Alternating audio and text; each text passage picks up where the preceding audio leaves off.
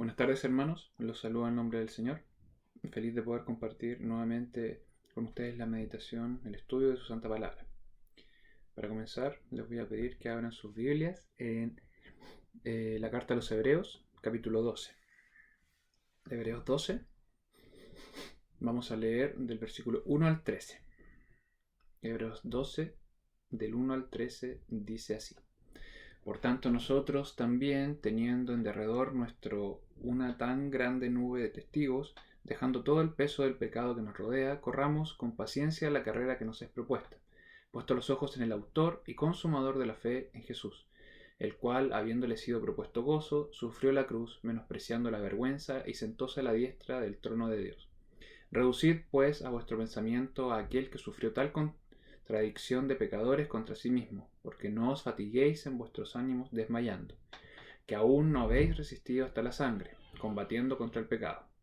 Y estáis ya olvidados de la exhortación que como con hijos habla con vosotros, diciendo: Hijo mío, no menosprecies el castigo del Señor, ni desmayes cuando eres de él reprendido, porque el Señor al que ama castiga, y azota a cualquiera que recibe por hijo. Si sufrís el castigo, Dios se os presenta como a hijos, porque ¿qué hijo es aquel a quien el Padre no castiga? Mas si estáis fuera del castigo, del cual todos han sido hechos participantes, luego sois bastardos y no hijos. Por otra parte, tuvimos por castigadores a los padres de nuestra carne, y los reverenciábamos. ¿Por qué no obedeceremos mucho más al Padre de los Espíritus y viviremos? Y aquellos, a la verdad, por pocos días nos castigaban como a ellos les parecía, mas éste para lo que nos es provechoso, para que recibamos su santificación. Es verdad que ningún castigo al presente parece ser causa de gozo, sino de tristeza, mas después da fruto apacible de justicia a los que en él son ejercitados. Por lo cual, alzad las manos caídas y las rodillas paralizadas, y haced derechos pasos a vuestros pies, porque lo que es cojo no salga fuera de camino, antes sea sanado. Que el Señor bendiga su santa palabra.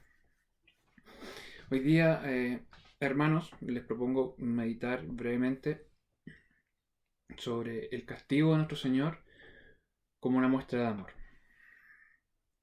Para poder contextualizarnos, lo mejor es analizar la situación de nuestro día a día, la sociedad en la que vivimos. La verdad es que de una u otra manera vivimos en una sociedad que con los años ha ido enfatizando cada vez más los derechos por sobre los deberes. Cada vez somos más conscientes de los derechos que tenemos, cada vez los exigimos con justa razón, pero en desmedro quizás del cumplimiento de nuestros deberes. Vivimos en una sociedad que enfatiza mucho los derechos por sobre los deberes. Pero nosotros como hijos del Señor debemos comprender que el amor de Dios realmente es pleno cuando conocemos, cuando experimentamos su reprensión. Muchas veces caemos en lo que esta sociedad nos ha ido enseñando, cómo este siglo ha reformado nuestro entendimiento para acostumbrarnos a lo que hace la sociedad, una sociedad de derechos más que de deberes. De Dios esperamos su bendición. De Dios confiamos plenamente en sus promesas, pero de Dios rehuimos de su castigo. Negamos su castigo. La palabra del Señor dice: No deseches, hijo mío, el castigo de Jehová, ni te fatigues de su corrección. ¿Por qué? Porque al que ama castiga, como el Padre al Hijo a quien quiere. Entonces, comprendiendo que el amor de Dios se manifiesta muchas veces en el castigo como un padre a un hijo, vamos hoy día a conversar en esto, como el castigo como muestra del amor de Dios. Primera parte: Dios castiga a su pueblo. Y esta es una verdad ineludible que encontramos en su palabra. Dios castiga a su pueblo. Vivimos en una sociedad que nos ha dicho que la Biblia debe acomodarse a estos tiempos. Por ende, concebimos más de alguna vez a Dios como un abuelito simpático que en realidad está encargado de malcriar a los nietos más que de criarlos. Pero la verdad es que Dios castiga a su pueblo y eso lo encontramos en su palabra. Primero desglosemos en qué consiste el castigo de Dios. El castigo de Dios lo podemos dividir en tres facetas: como prueba, como disciplina o como juicio. En primer lugar, como prueba. Las pruebas en la Biblia suceden, y nos suceden al día de hoy, cuando no estamos cayendo en algún pecado recurrentemente. Es decir, cuando no tenemos un pecado regalón en el que caemos constantemente. Ahí es cuando está la prueba, cuando en realidad estamos librando una batalla bien hecha. Pruebas se le dieron, por ejemplo, a Job. que es declarado un varón justo, fue probado. Abraham, el padre de la fe, con el que el Señor instituyó el pacto, fue probado en su sacrificio de Isaac. Estaba librando una buena batalla, no tenía un pecado recurrente. Pero el Señor probó su fe con pruebas, con un castigo a través de una prueba. Entonces la prueba viene para mantener nuestra carne a raya, ¿ya? Cuando estamos librando una buena batalla, pero no hay que confiarse, la prueba viene en ese sentido. En segundo lugar, el castigo como disciplina. La disciplina viene cuando estamos siendo negligentes. No viene cuando estamos librando una buena batalla. No viene cuando estamos medianamente firmes, sino que cuando estamos siendo negligentes, cuando estamos faltando algo, cuando estamos cometiendo algo que el Señor no le agrada y lo hacemos de manera recurrente. Ahí viene la disciplina, como un padre o un hijo. Un buen ejemplo es el pueblo de Israel. Es un ejemplo claro y recurrente, donde el pueblo de Israel era negligente, el Señor los disciplinaba y luego se enderezaba, y nuevamente el mismo ciclo. Entonces, el castigo como disciplina lo que hace es rectificar nuestra conducta. Como una planta que está creciendo media chueca, el castigo como disciplina la endereza, ¿ya? Corrige nuestro desvío para que sigamos creciendo como al Señor le agrada. Y en tercer lugar, el castigo como juicio. El castigo como juicio. El castigo como juicio viene cuando la disciplina es ya una medida recurrente y no ha producido un cambio de fondo. Cuando la disciplina solamente ha generado cambios aparentes, pero no de fondo, y sigue cayendo en recurrencia el pecado cometido, viene el juicio. Juicios vemos de manera drástica en Israel constantemente en su palabra, en el Nuevo Testamento inclusive. Y no existen argumentos bíblicos para pensar que Dios no siga actuando así. Entonces nosotros estamos sujetos a estas tres maneras de castigo: como prueba, como disciplina o como juicio. El punto es examinarnos a nosotros mismos como iglesia, no solamente como individuos, y ver si realmente podemos ser probados, o quizás si tenemos pecados recurrentes, quizás estamos siendo disciplinados, o quizás la disciplina ha sido constante y no ha logrado cambio, entonces quizás estamos padeciendo juicio. La misma palabra del Señor, motivos por los cuales Dios castigaba a su pueblo. Un versículo clave, un par de versículos clave que vamos a utilizar en esta parte es Levíticos 26. Levíticos 26, versículos 14, 15 y 16. La palabra del Señor dice: empero, si no me oyereis, ni hiciereis todos estos mis mandamientos, y si abominareis mis decretos, y vuestra alma menospreciare mis derechos, no ejecutando todos mis mandamientos, e invalidando mi pacto, consecuencia, yo también haré con vosotros esto: enviaré sobre vosotros terror, extenuación y calentura que consuman los ojos y atormenten el alma, y sembraréis en balde vuestra simiente, porque vuestros enemigos la comerán. Entonces el Señor manifiesta a su pueblo las razones por las cuales Él iba a castigarlos, ¿ya? Estos son las razones, los motivos por los cuales Dios castiga a su pueblo. En primer lugar, no oírlo, no oírlo. ¿Por qué el Señor nos castiga como iglesia, como individuo? Porque no lo oímos, es decir, no escuchamos su palabra, no nos gozamos en ella, no leemos su palabra, no escuchamos la exhortación de su palabra. Y en segundo lugar, no la oímos porque cuando la escuchamos endurecemos nuestros corazones. Solamente escuchamos como escuchamos un ruido pasajero y no ponemos atención y no la atesoramos en nuestros corazones. Entonces, la primera razón por la cual el Señor castiga a su pueblo es por no oírlo. En segundo lugar, el Señor dice que castiga a su pueblo por no cumplir sus mandamientos.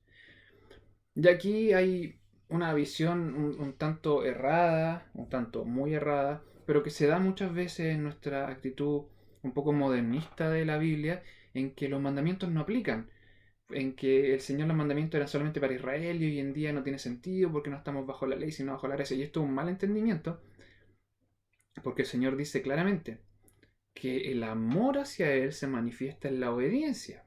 Literalmente dice: si me amáis, guardad mis mandamientos. Entonces la segunda razón por la que el Señor castiga a su pueblo es por no cumplir sus mandamientos. En tercer lugar, el Señor también castiga a su pueblo por despreciar sus decretos. Y aquí es comprender lo que es el decreto de Dios. El decreto de Dios es lo que Él ha dictaminado que se va a hacer. El Señor tiene control de todo.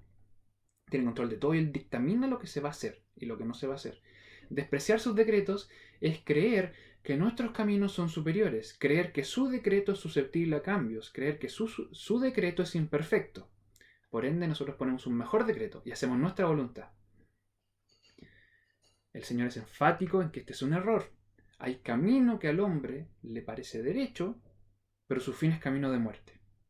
Despreciar sus decretos, osar creer que nuestra decisión, nuestro camino, nuestra voluntad es mejor que la del Señor, es simplemente ir derecho al precipicio. El fin de nuestros caminos, que creemos que son derechos, es camino de muerte. Entonces, en tercer lugar, el Señor castiga a su pueblo por despreciar su decreto. En cuarto lugar, el Señor castiga a su pueblo por menospreciar sus derechos. Por menospreciar sus derechos. Por menospreciar lo que Él establece como recto. ¿Ya? Por despreciar sus mandamientos. Creer que son despreciables, que podemos disponer de ellos. Podemos no contar con ellos y aún así nos va a ir bien. El apóstol Pablo le escribe a la iglesia en Roma sobre esto y le dicen: no se acostumbren, no se conformen a este siglo, sino que cambien su forma de pensar, renueven, reformen su forma de pensar por la renovación de vuestro entendimiento, para que experimenten cuál es la buena voluntad de Dios, agradable y perfecta. O sea, no nos conformemos a creer que como hacemos las cosas es la mejor, sino que debemos renovar nuestro entendimiento para experimentar que la voluntad de Dios es la agradable y perfecta, nunca menospreciando su derecho, porque su derecho es agradable y perfecto. Quinto punto, ¿por qué el Señor castiga a su pueblo? Esto es lo más importante y lo que finalmente resume todo lo anterior: no oírlo, no cumplir sus mandamientos, despreciar sus decretos y menospreciar sus derechos. Es invalidar su pacto.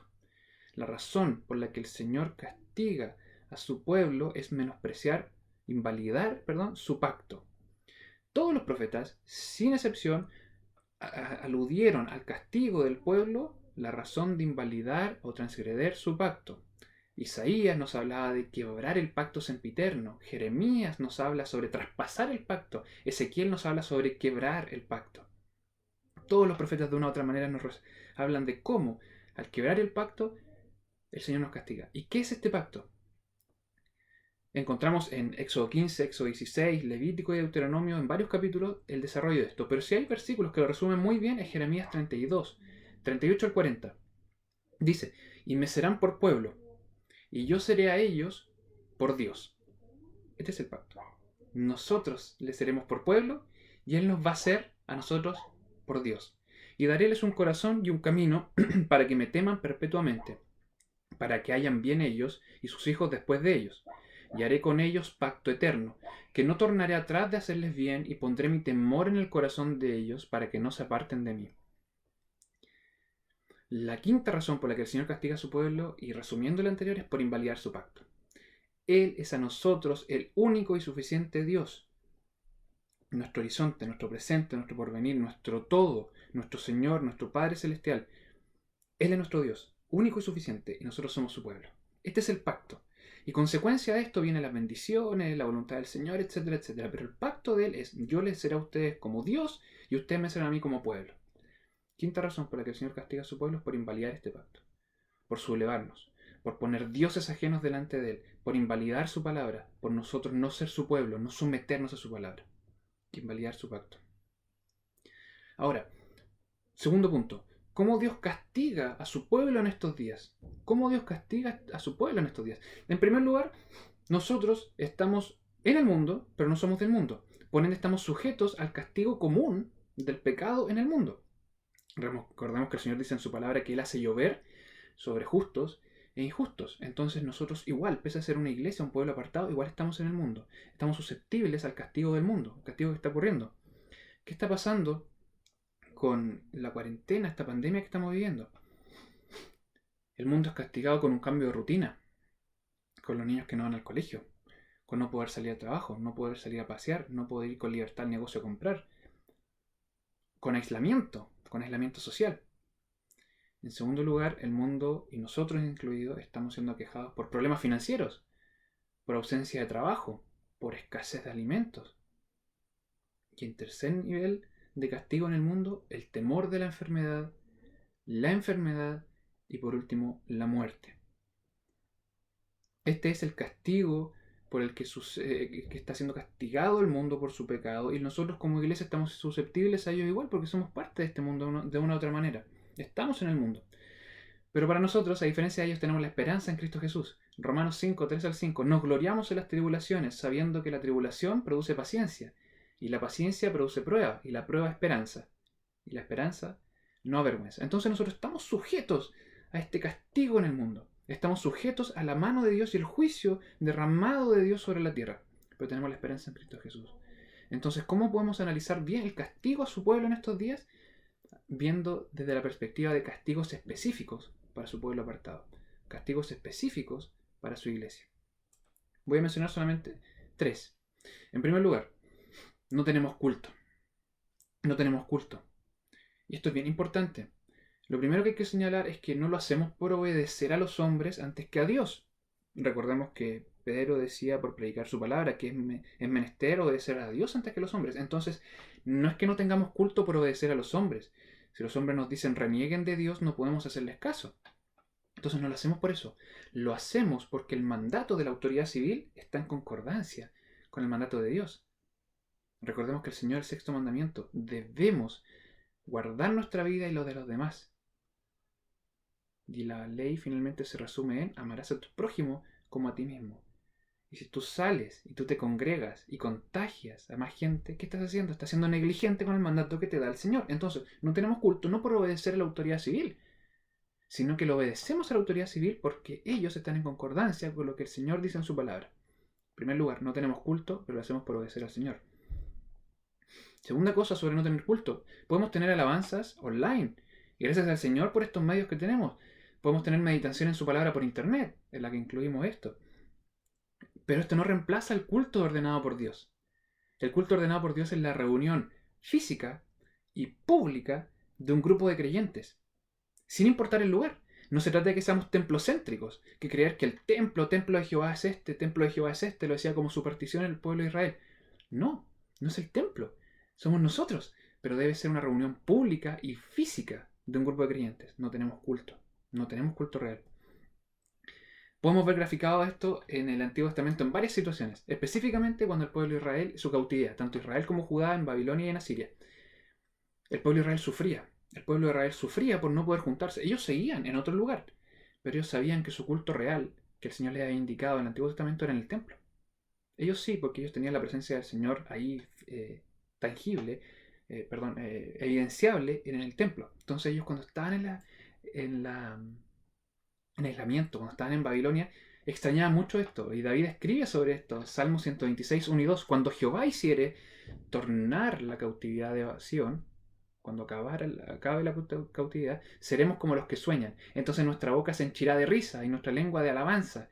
Entonces dirán entre las gentes, grandes cosas ha hecho Jehová con estos. Sufrimos porque no tenemos culto. Gracias al Señor porque tenemos ciertas herramientas, pero son simplemente paliativos. Es simplemente lo justo, pero no tenemos el culto y sufrimos por esto. El castigo del Señor se demuestra a nosotros que no tenemos culto. Quizás porque no lo apreciamos, quizás porque lo menospreciamos. En segundo lugar, el castigo del Señor a su pueblo. No compartimos los sacramentos. No compartimos los sacramentos. Y esto, la verdad es que requiere experimentar realmente el amor del Señor a través de sus sacramentos. Entender lo que son los sacramentos. El bautismo y la Santa Cena. En primer lugar, los sacramentos son un sello del pacto de Dios con su pueblo. Los instituyó directamente Él. Él dijo, esto van a ser en memoria de mí. Esto van a ser porque de esta manera yo me relaciono de una forma visual con ustedes. No de otra, con esto, con los sacramentos. Los sacramentos también simbolizan a Cristo y sus beneficios para con su iglesia. Entonces, cuando nosotros participamos de los sacramentos, confirmamos nuestro interés públicamente en Cristo. El participar de la Santa Cena, el experimentar el bautismo, manifiesta visualmente y públicamente nuestro interés para con Cristo. La importancia de los sacramentos radica también en que es una distinción visible de los que pertenecen a la iglesia de los que no. Participar del bautismo, o de una manera más recurrente, de la cena del Señor es un motivo de gozo. Es un motivo de gozo, ¿por qué? Porque nos remite a la muerte de nuestro Señor. Si bien es cierto, ahora en Semana Santa lo recordamos, es simplemente una fecha. El Señor, la manera de recordar su muerte no es en Semana Santa. La manera de recordar su muerte es en la Santa Cena. Esa es la manera instituida por Él, como sacramento. Recordamos su amor eterno e incomparable sacrificio. También recordamos a través del bautismo la esperanza en su resurrección, porque nosotros no creemos, como dice Pablo, en un Dios muerto, sino que en un Dios vivo, y toda nuestra creencia, nuestra vida, religión y espiritualidad se basa en un Dios vivo, que resucitó entre los muertos. Participar de los sacramentos nos da una alegría tremenda, porque creemos en un amor incomparable en la cruz y una eternidad gozosa en su resurrección. En tercer lugar, el Señor nos castiga por medio de la privación de los sacramentos, Porque estamos en medio de pruebas. Hermanos, estamos en medio de pruebas. No es momento de celebración. Como les decía recién, los sacramentos son motivo de celebración, de alegría, de llenar el corazón, de nutrirnos con amor. Pero el Señor nos está probando, el Señor nos está castigando. Como iglesia hemos sido negligentes y nos está castigando. No es momento para celebrar. Por eso somos privados de los sacramentos. Joel 2:13 dice, y lacerad, rajad vuestro corazón y no sus vestidos. O sea, demuestren un cambio interno. No anden celebrando, participando en los sacramentos. No demuestren con una cara triste. Realmente constríñanse de a fondo. Sufran con esto. Porque misericordioso es y clemente, tardo para la ira y grande en misericordia, y que se arrepiente del castigo. Y en tercer lugar, cómo el Señor nos castiga a su pueblo hoy en día es porque nos ha quitado la comunión física. En tercer lugar, no solamente nos ha quitado el culto, no solamente nos priva de los sacramentos, sino que nos quita de la comunión física. Ya hablábamos semanas anteriores sobre el amor fraternal y lo importante que es para nosotros. Al quitarnos la comunión física perdemos la manifestación más sincera de nuestro amor, que es la cercanía. Hechos 2 nos relata, lo veíamos la otra vez, cómo era la iglesia primitiva. Hechos 2 del 42 al 46. Nos privamos de la comunión y el partimiento del pan en las casas, comiendo juntos con alegría, donde juntarnos con sencillez de corazón nos trae alegría. Juntarnos un viernes, juntarnos un sábado, una 11, juntarnos un domingo antes o después del culto a conversar nos trae alegría. Juntarnos en cultos hogares, etc.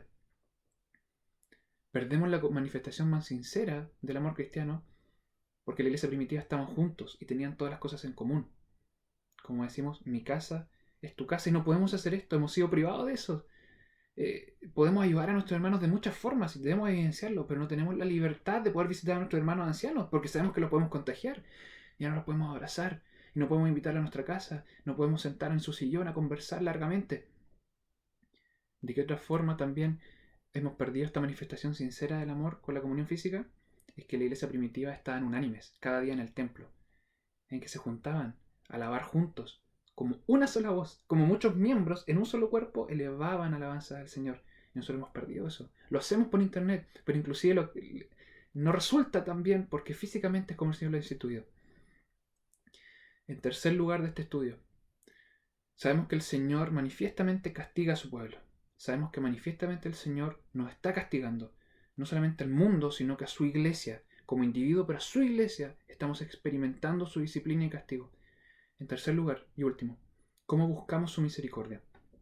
¿Cómo podemos, de una manera no pesimista, sino que ahora mirando al Señor con esperanza en Cristo Jesús, Señor nuestro, cómo podemos buscar su misericordia? Y para esto utilizamos un versículo sumamente conocido, que tenemos muchas alabanzas que hablan sobre él, pero es necesario masticarlo hoy en día, por eso nos vamos a detener en él, que es en el segundo libro de las Crónicas, capítulo 7. Segundo de Crónicas 7, versículo 14 dice: si se humillare mi pueblo, sobre los cuales mi nombre es invocado, y oraren, y buscaren mi rostro, y se convirtieren de sus malos caminos, entonces, como consecuencia, yo oiré desde los cielos, y perdonaré sus pecados, y sanaré su tierra. ¿Cómo buscamos la misericordia del Señor? ¿Cómo le buscamos en oración? Intercediendo por el mundo, pero también buscando la corrección de su iglesia, cambiando.